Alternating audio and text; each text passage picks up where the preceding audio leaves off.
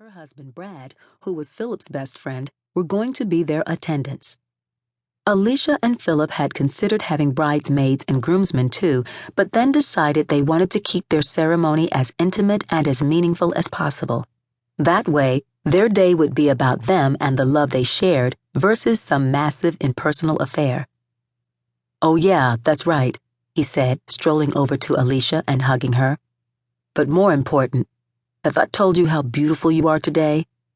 "As a matter of fact, you have," she said, kissing him. "You're so good to me, and you make me so very happy." He squeezed her tighter. "Not as happy as you make me." "My life is finally complete." "I'm glad to hear that, and although it took a while for me to propose to you again, I hope you know that I never stopped loving you, not once." "I know you didn't, and I never stopped loving you either, and I'm also sorry for, well, everything. I destroyed our marriage, and I will always be indebted to you for forgiving me the way you did." God forgives us all, and we have to do the same thing with others. Sometimes, though, just because you've forgiven someone, it doesn't mean you can still be as close with them. You can still love them and be there for them if they need you, but forgiving someone and trusting them again are two different things. So I thank God that in our case, I was able to do both. "You're a good person with a huge heart, and I love you with everything in me," she said. "I love you too," he said, kissing her. Alicia's yearning for Philip was strong and intense. It was the kind of yearning she couldn't act on or ask him to satisfy.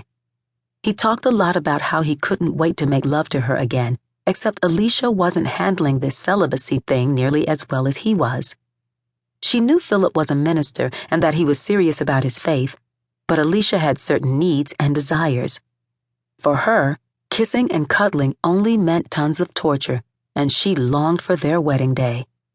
It couldn't come fast enough, and she'd gone without for so many years that it was almost funny, especially since the sole reason she'd done so was because Philip had made it clear that he wouldn't have it any other way.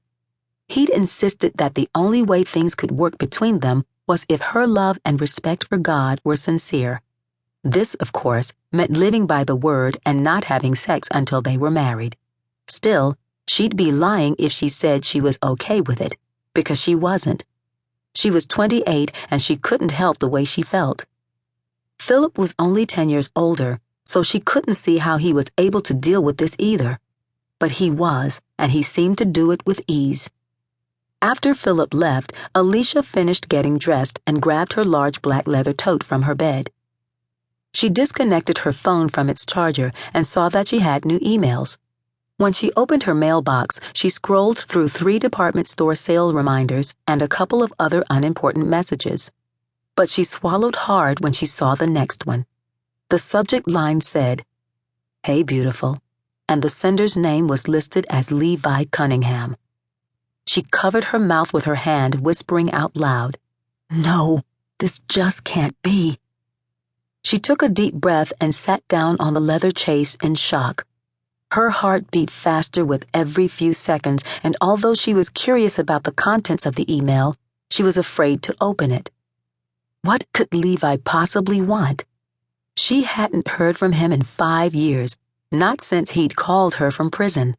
She'd wondered then how he was able to contact her and talk for as long as he wanted, until she'd learned that he'd gotten in pretty good with one of the correctional officers.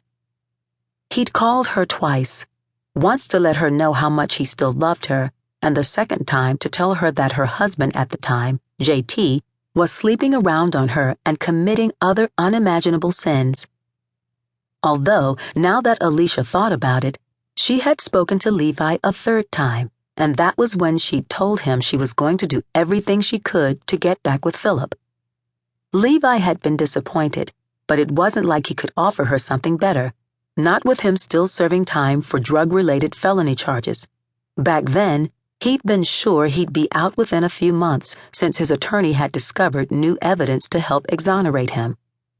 Levi had also cooperated with the authorities, which likely meant he'd told on the right people. Still, as far as she knew, nothing had ever panned out in terms of his getting a new trial. Alicia's